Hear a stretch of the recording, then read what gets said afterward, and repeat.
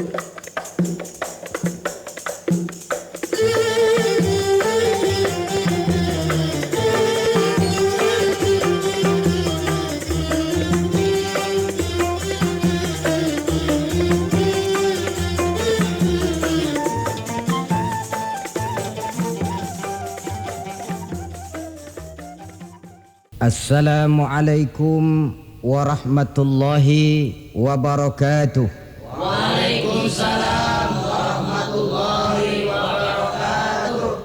Bismillahi walhamdulillah. Wassalatu wassalamu ala sayyidina Rasulillah, sayyidina wa maulana Muhammad ibn Abdullah wa ala alihi wa sahbihi wa mawalah. Amma ba'du, subhanaka la ilma lana illa ma 'allamtana innaka antal alimul hakim. La haula wa la quwwata illa billahil aliyyil azim.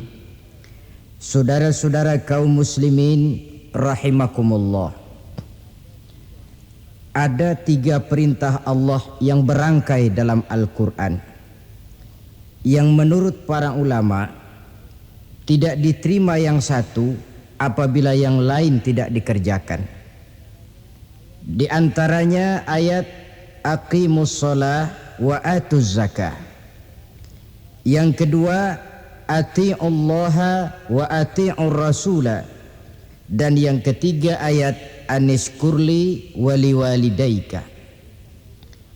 Perintah ini merupakan perintah yang berangkai. Aqimus shalah wa atuz zakah. Dirikan solat dan bayar zakat. Artinya tidak diterima solatnya orang yang tidak membayar zakat, dan tidak diterima zakatnya orang yang tidak mendirikan solat. Perintah ini berangkai pada saat solat dikerjakan, zakat apabila sampai haul dan nisabnya harus dibayarkan.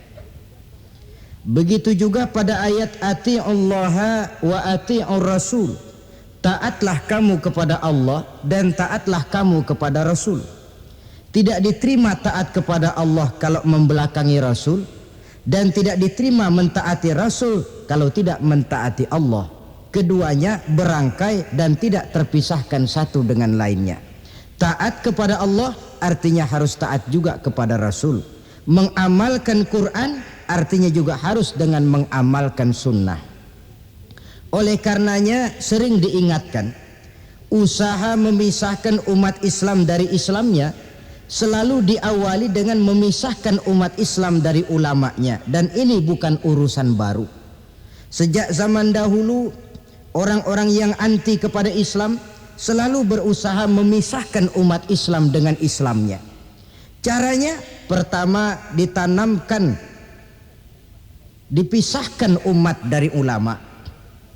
Kalau cara ini berhasil, mereka masuk kepada tingkat yang kedua, ditanamkan keraguan kepada sunnah.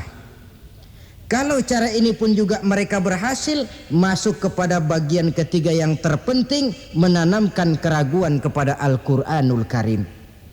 Kalau umat sudah meragukan Al-Quranul Karim, maka tidak ada lagi yang bisa diharapkan. Oleh karena itu, ati'ullah dan ati'ur rasul tidak bisa dipisahkan satu sama lain.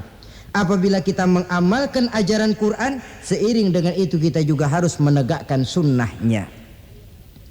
Adapun ayat yang ketiga yang merupakan perintah berangkai ini, anishkurli waliwalidaika, kata Allah. Hendaklah engkau bersyukur kepadaku dan bersyukur kepada ibu bapakmu. Bersyukur kepada Allah tapi tidak bersyukur kepada ibu bapak tidak diterima. Bersyukur kepada ibu bapak tapi tidak bersyukur kepada Allah juga ditolak. Oleh karenanya keduanya tidak bisa terpisahkan satu sama lain. Orang yang pandai bersyukur kepada Allah, dia harus pandai juga bersyukur kepada ibu dan bapaknya. Bersyukur kepada ibu bapak artinya berbakti kepada kedua orang tua kita. Kalau kita perhatikan, dan inilah pokok yang akan kita bicarakan pada pertemuan ini, soal berbakti kepada ibu dan bapak. Kalau kita perhatikan, kedudukan kedua orang tua dalam Al-Quran itu tinggi sekali. Kita baca misalnya dalam surah Al-Isra ayat 23. Di sana menjelaskan, wa qada rabbuka alla ta'budu illa iyyahu wa bil walidaini ihsana. Dan Allah Tuhanmu telah memutuskan, telah menetapkan, jangan kamu menyembah selain daripadanya dan berbaktilah kepada kedua orang tua. Kita perhatikan tartibul kalimat atau tertib urutan kalimat dalam ayat ini. Pertama, jangan menyembah selain kepada Allah. Yang kedua, berbakti kepada kedua orang tua. Allah, setelah itu kedua orang tua. Begitu tinggi kedudukannya sampai dirangkaikan dengan kewajiban menyembah hanya kepada Allah. Sesudah itu apa? Wabil walidaini ihsana, berbakti, berbuat baik kepada ibu dan bapak. Lalu dalam surah An-Nisa ayat 36 kita temukan, wa'budullaha wa la tusyriku bihi syai'a wabil walidaini ihsana. Sembahlah Allah, jangan engkau sekutukan ia dengan sesuatu pun, dan berbuat baiklah kepada kedua orang tuamu. Lagi-lagi di sini perintah bertauhid, perintah menyembah hanya kepada Allah dirangkaikan dengan perintah berbakti kepada kedua orang tua. Dalam kehidupan sehari-hari biasanya perintah penting lahir pertama, perintah penting kedua lahir pada urutan kedua. Dari segi prioritas kita bisa melihat tingginya kedudukan kedua orang tua kita di dalam kehidupan ini. Lalu orang tua adalah bapak dan ibu. Keduanya mempunyai peranan yang sangat besar sejak lahirnya kita ke alam dunia ini sampai kita meningkat menjadi anak-anak, remaja, dewasa. Bapak misalnya kita lihat sibuk mencari nafkah, ia pergi pagi pulang sore peras keringat banting tulang karena cita dan harapan agar anaknya kelak hidup lebih baik dari dia sekarang ini, dan untuk itu dia rela peras keringat banting tulang. Seolah-olah dia berkata, ayahmu biarlah kaki jadi kepala, kepala jadi kaki, asal kau kelak jadi orang. Yang kadang-kadang setelah kita sang anak ini jadi orang, sering lupa kacang akan kulitnya. Sehingga boleh jadi orang lalu berkata, kalau orang tua kaya, anak jadi raja. Kalau anak yang kaya, orang tua sering jadi budak. Orang tua kaya, anak jadi raja, apa yang dia mau jadi kenyataan. Tapi kalau anak yang kaya, kadang-kadang orang tuanya yang jadi budaknya. Lalu di samping sibuk mencari nafkah, bapak juga memberikan perlindungan dalam kehidupan ini. Menjadi simbol wibawa yang pada satu saat kita akan merasakannya kalau dia sudah tidak ada. Begitu barangkali kecenderungan orang, seperti kata Imam Al-Ghazali, kamu baru merasa pentingnya suatu nikmat kalau dia sudah hilang dari diri kamu. Kita baru terasa pentingnya sehat kalau lagi sakit. Baru tahu pentingnya gigi kalau lagi sakit gigi. Baru tahu pentingnya telinga kalau lagi budak. Tetapi pada saat normal kita menganggap itu sesuatu yang biasa. Bukankah keberadaan seorang bapak dalam hidup ini, di samping dia pelindung, juga menjadi simbol wibawa dalam kehidupan di masyarakat? Orang sering berkata, gue bukan takut sama lo, gue segan sama orang tua lo. Masih ada yang disegeni, masih ada yang dihormati. Pantas saja kalau kita ambil dari sejarah, ketika baginda Rasul ditinggal wafat oleh Khadijah, oleh pamannya Abu Thalib, gangguan kafir Quraisy makin meningkat. Kenapa? Kemarin-marin mereka mau menghadang Nabi, mau menghantam Nabi, masih mandang Khadijah binti Khuwailid, seorang bekas janda bangsawan. Mereka masih memandang Abu Thalib, orang tua yang disegani. Sekarang dua-duanya sudah tidak ada, apalagi yang mau disegani, hantam saja sudah Muhammad. Itu pun dirasakan oleh pribadi Nabi kita.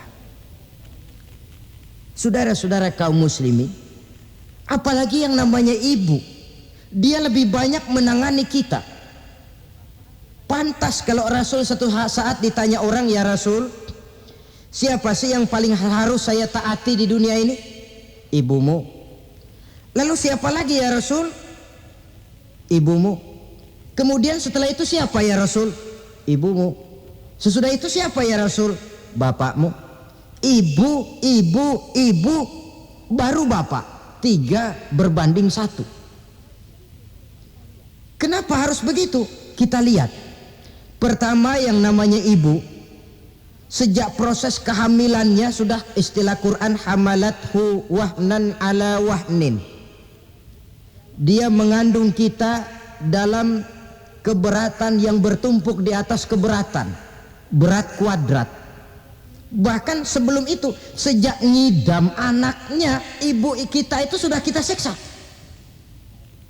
Yang kepengen dimakan, yang bukan-bukan, muntah nggak karu-karuan, keinginan yang tidak musim, sampai ketika terjadi proses kehamilan. Dari hari ke hari hamilnya makin lama makin berat, makin lama makin besar, kemana-mana dibawa. Belum pernah ditaruh. Ini berat, mau ke pasar, taruh dulu sebentar. Tidak. Itu ya saudara, orang hamil itu ya, saya sendiri alhamdulillah belum pernah hamil. Tapi kalau kira-kira 2 kilo itu ada itu. Umpama pengen ngerasain, cari kelapa yang beratnya kira-kira 2 kilo, gantung di perut, kemana-mana bawa. Apa enak kayak begitu itu?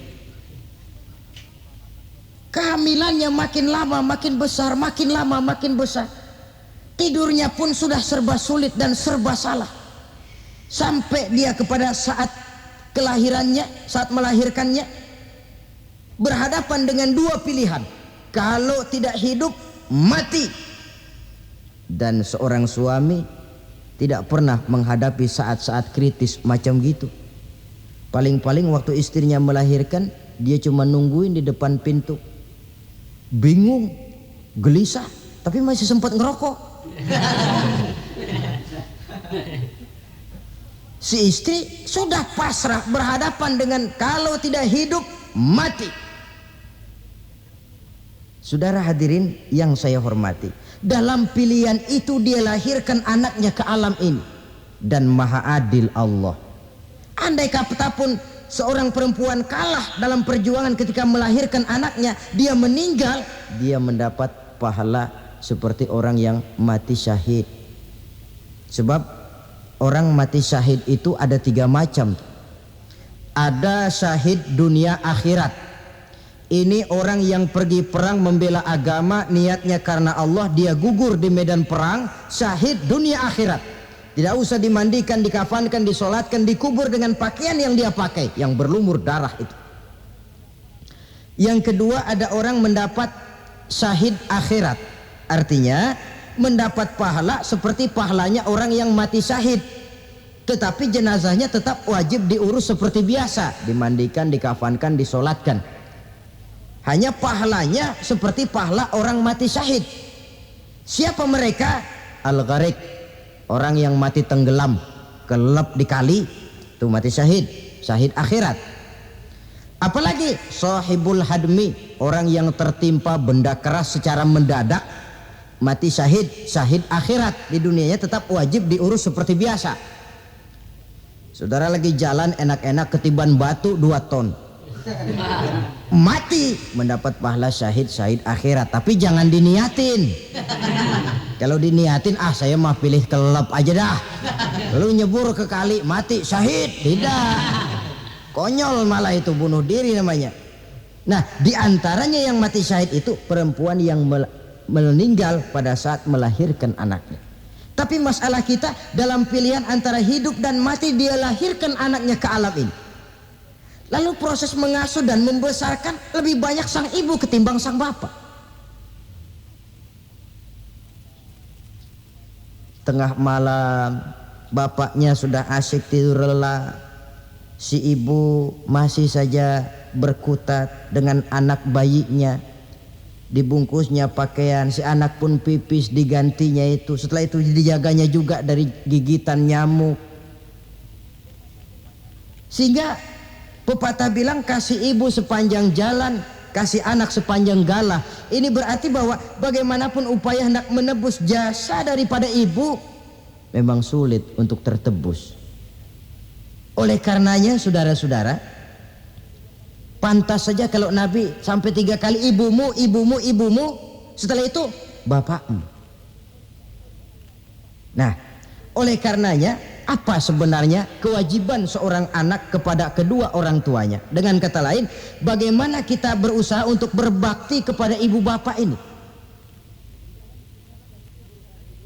Di dalam kitab Tanbihul Ghafilin ada dijelaskan, lil walidi 'alal waladi asyaratu huquqin.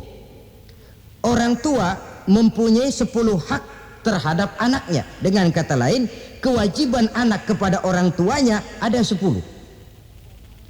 Pertama, at-ta'am in ihtaja. Memberikan kedua orang tua makan kalau dia keduanya memerlukan makanan. Malah yang lebih ideal dia usahakan agar makanan yang diberikan kepada kedua orang tuanya lebih baik dari yang dia makan sendiri. Kita kadang-kadang beli juga kue, buahan, tapi kita sortir dulu. Ini rambutan yang kontet-kontet kasih babak sono. Saudara hadirin yang saya hormati, suatu saat Nabi Musa pernah memohon kepada malaikat Jibril, "Ya Jibril, tolong tunjuki siapa kira-kira teman saya di surga nanti."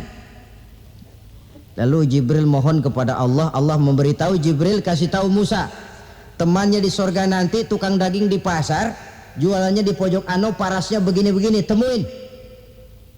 Nabi Musa ingin tahu apa keistimewaan tukang daging ini kok akan jadi teman saya di surga nanti. Dia samperin, "Assalamualaikum." "Waalaikumsalam." Lalu kenalan. Setelah datang waktu pulang, Nabi Musa ikut ke rumah tukang daging ini. Diambil daging, sampai di rumahnya itu daging dia rebus. Dia rebus, matang, dia hidangkan kepada ibunya yang sudah tua renta. Disuapinya ibunya.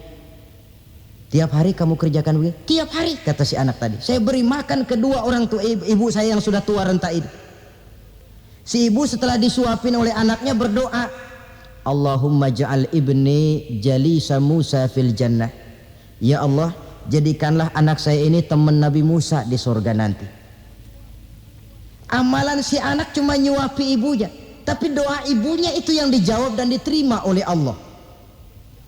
Si ibu berdoa, "Ya Allah, anak saya ini jadikan teman Nabi Musa di surga nanti." Allah kabulkan doa ibu yang tiap hari disuapi, diberikan makan oleh anaknya.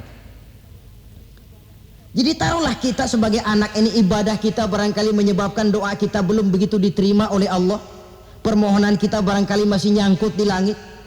Tapi jikalau kita bisa menyenangkan hati ibu bapak, ibu bapak kita yang mendoakan kita, insya Allah makbul. Dan orang tua itu doanya makbul, sumpahnya juga manjur. Kalau ibu sudah berkata, "Nak, air mata yang tertumpah terurai untuk mengasuh dan membesarkanmu, nak. Air susu ibu yang kau minum sampai kau tumbuh menjadi dewasa semacam ini, seluruh cucuran keringat dan jerih payah ibu rela, nak. Mudah-mudahan kau jadi orang berguna. Insya Allah hidup ada berkahnya." Tapi kalau hati orang tua sudah masghul, apalagi sampai keluar sumpahnya, banyak legenda-legenda, entah itu yang namanya si Malin Kundang, anak durhako, entah itu riwayat-riwayat lain yang menjelaskan bahwa tidak ada keberkahan yang bisa tegak tanpa doa dari ibu dan bapak. Saudara-saudara kaum muslimin yang saya hormati, memberikan makan kepada kedua orang tua. Sekarang kalau kedua orang tua mampu bagaimana? Tidak jadi soal. Tidak jadi soal orang tua mampu atau tidak kita memberikan, mengirimkan makanan. Apalagi kalau orang tua kita sudah lanjut usianya, iyalah kalau umur 40-50 tahun masih bisa makan sendiri. Tapi pada saat saudara yang berbahagia dikaruniai orang tua berumur panjang, 70, 80, 90 tahun, sesuai dengan janji Allah, "Wa man nu'ammirhu nunakkishu fil khalqi." Siapa yang kami panjangkan umurnya, kami kurangi bentuk kejadiannya. Artinya berkurang nikmat Allah itu. Panjang umur, nikmat berkurang. Artinya mata sudah lamur, pikiran sudah rada pikun. Nunakkishu fil khalqi, berkurang kejadian asalnya itu. Kesempurnaannya sudah tidak ada lagi. Mengurus orang tua macam begitu memang kalau nurutin pegelnya ya makan hati. Kadang-kadang karena pikun pagi-pagi pengen minta beli es puket. Makan. Lagi zaman susah tukang bubur kepengen makan bubur. Tapi di situ ujian. Begitulah dahulu orang tua kita melayani kita dikala kita belum masih merah, belum bisa berbuat apa-apa, belum punya pilihan. Tapi mereka sabar, mereka ikhlas. Tidak sabarkah kita? Tidak ikhlaskah kita di hari tua mereka? Kita mengasuh dan melayani mereka. Kadang-kadang karena rewel, anak ketelepasan omong, udah tua rewel aja. Hancur hatinya. Dalam keadaan tidak berdaya, mendapat kata yang tidak enak lagi dari anak-anaknya. Saudara hadirin yang saya hormati, jadi soal orang tua mampu atau tidak memberi makan itu bukan soal, tapi kewajiban anak memberikan makan kepada kedua orang tuanya. Ini kewajiban yang pertama. Kewajiban yang kedua, al-khidmatu in ihtaja. Al-khidmah artinya berbakti, mengabdi kepada ibu dan bapak. Satu hari ketika kumpul dengan para sahabat, Nabi pernah berpesan kepada Sayyidina Umar bin Khattab radhiyallahu an. Umar, saya ya Rasul, nanti kalau kamu sempat datang ke kota Madinah, Umar, cari anak muda yang bernama Uwais Al-Qarni dan kau minta didoakan olehnya. Sayyidina Umar heran. Ini yang menyuruh Rasul. Padahal Rasul doanya mustajab. Dan lagian masih banyak orang-orang tua.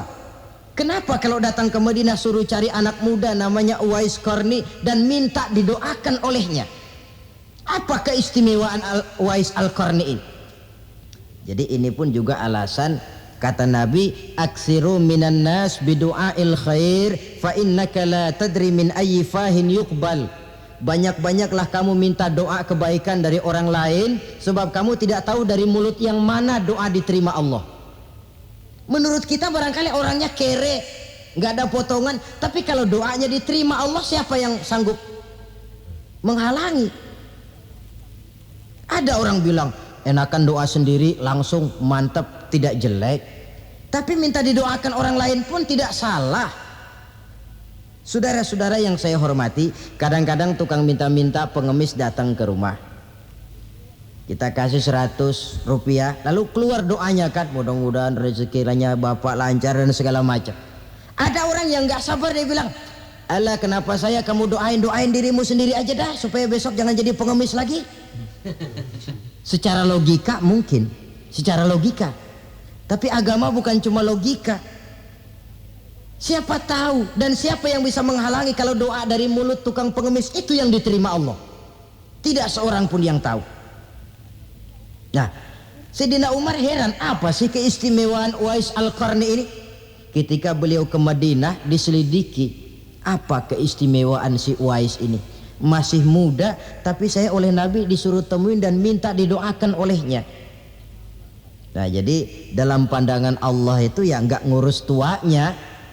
Yang afdol itu yang tua dan banyak ibadahnya, dekat dengan Allah.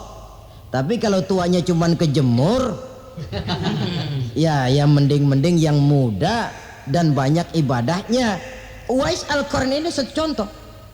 Apa ibadah Uwais Al-Qarni? Ternyata dia seorang anak yang sangat berbakti kepada ibunya. Ayahnya sudah meninggal. Dia pernah menggendong ibunya dari Madinah ke Mekah cuma untuk bikin haji dan untuk bertemu dengan Rasul. Sayang, tidak sempat bertemu dengan Rasul.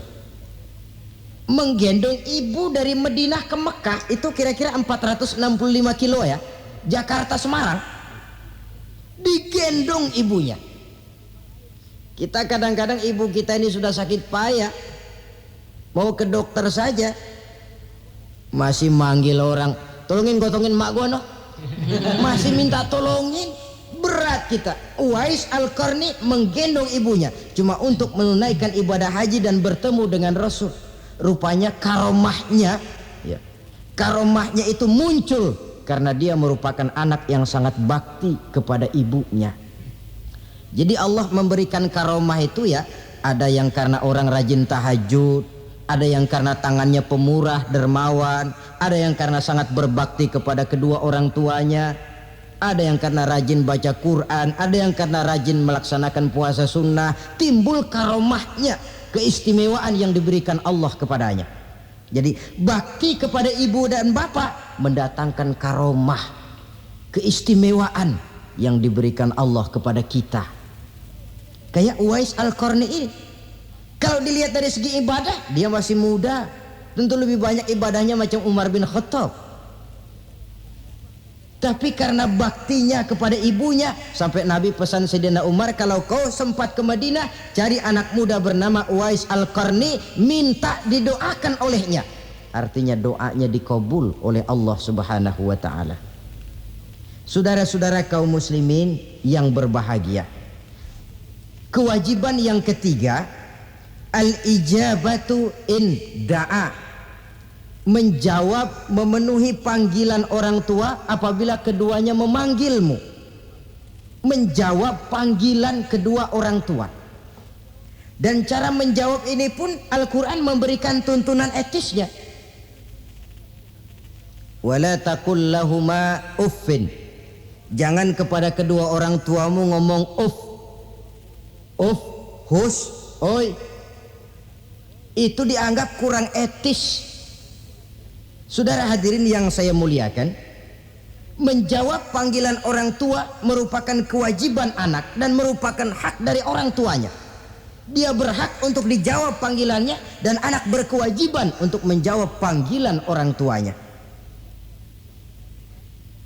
Mari kita ikuti satu riwayat bahwa ada seorang anak muda yang soleh, tekun melaksanakan ibadah, namanya Jurais.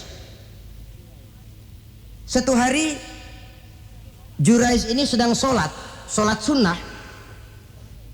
Ketika dia sedang sholat itu, ibunya manggil, Jurais, tahan, Jurais sini sebentar. Ibunya rupanya tidak tahu kalau Jurais sedang sholat. Mendengar panggilan ibunya, Jurais bimbang dalam hati, Allahumma ummi am sholati, ya Allah, sembahyang saya terusin atau panggilan ibu yang saya jawab?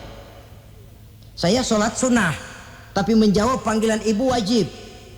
Mana ini? Bimbang. Dia, ibunya manggil lagi, Jurais ta'ali, Jurais sini. Makin bimbang, Allahumma ummi am sholati, ya Allah, yang mana? Sholat terus atau menjawab panggilan ibu? Rupanya dia pilih sholat terus, saudara-saudara. Dia tidak jawab panggilan ibunya.